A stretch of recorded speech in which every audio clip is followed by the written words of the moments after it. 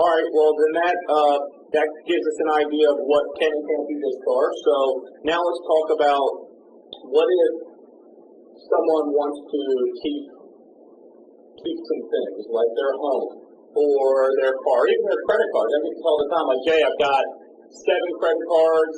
I want to get rid of these, but I at least want to keep this one, maybe my American Express or my department store card. What can someone keep and why? And under what circumstances do they have to get rid of something they may want to keep? Well, let me address the credit cards first. At your 341 meeting, whether it be chapter 13 or chapter 7, you will be asked this question. Have you listed everything you own, and have you listed everybody you owe money to? You are absolutely required to list everybody you owe money to. You cannot pick and choose who you include in your bankruptcy. Now, if you have a credit card with zero balance, then you don't owe them any money, you don't have to list them. But you have to be very careful not to give them a zero balance by paying them in preference to other creditors. So you can't say I'm going to pay my Visa card on Thursday and file shortly thereafter, because now I'll have no balance on my Visa. Most credit card people will cancel you even if you did not include them. They check their member rolls, and if something is filed, they feel compelled. I'm not exactly sure why these times, but they feel compelled to cancel the card. So you're not serving anybody by paying somebody off quickly and then trying not to include them in the bankruptcy. Okay. And your other question was regarding keeping a home or a car if they're going through bankruptcy. Like, you don't want to get rid of it. You need a car to drive, so explain how that works. Okay. Again, different a little bit from chapter to chapter. If you're in chapter 7 and you have a home that you live in, it's called your homestead. You can protect that home. It used to be protect every dime of equity in that home, but in 2005, again, the law changed, and it depends on how long you lived in that home. If you lived in the home for in excess of 1,215 days, the home is fully protected. If you have not lived in a home in excess of that amount of time, then the protection allotted to that home is right now approximately $140,000 worth of equity. Truth of the matter is, very few people nowadays have more equity than that. But if you do, you haven't lived in a home long enough, there's reason to hold off on your filing right there. Other pieces of property. If you live in a home and you have other properties in Florida or anywhere else, those properties are not protected. Okay? If there's equity in a piece of property owned, let's say in Georgia, theoretically, the trustee would say, if you want to keep that property, you've got to pay me the amount of equity you have in a home, or I'm going to take that home from you and sell it. That's a Chapter 7 trustee position. A Chapter 13 trustee's position is a little different.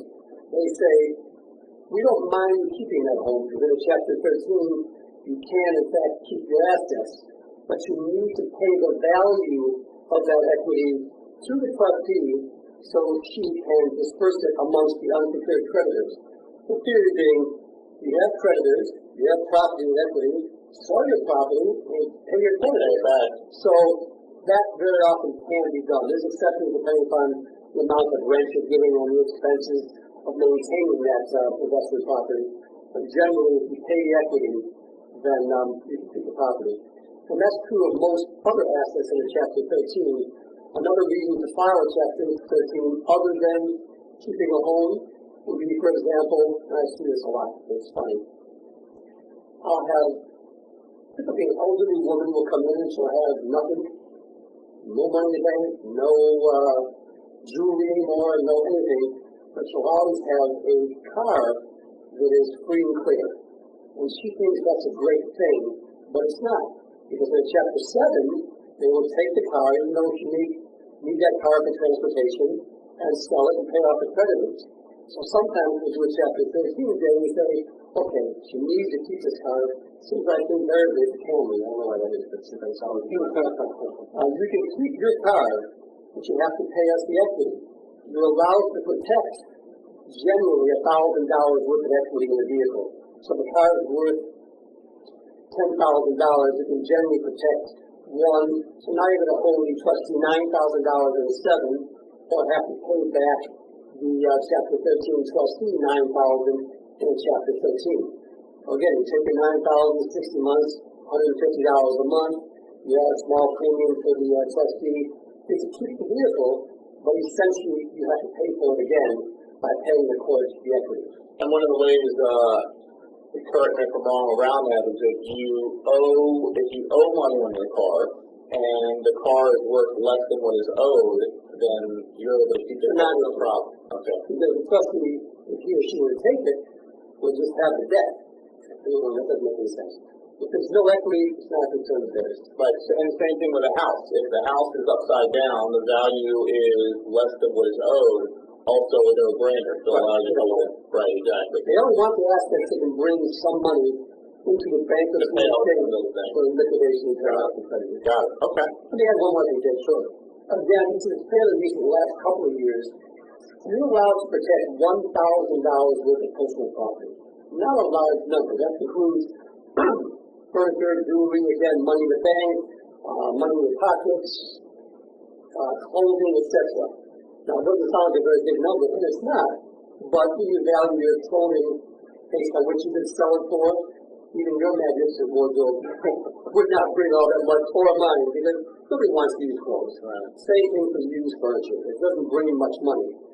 But if you don't want to keep your home, or if you're renting, instead of being able to protect $1,000 worth of personal property, you can protect $4,000 worth of personal property. So there's a benefit kind of to not having a home that you want to keep or renting, because it allows you to protect other things you may have, like the woman who has a family.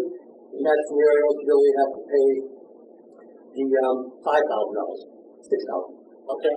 All right, and again, there's a lot of information we're going over, and to determine what's going to be best for you and get your detailed questions, the best thing you're going to want to do, ultimately, after taking this course, is to sit down with a bankruptcy attorney and say, okay, here is all my information, this is what my objective is, what do I do? And then let the bankruptcy, a credible, seasoned bankruptcy attorney like Richard Gilbert, tell you what your options are. So great information.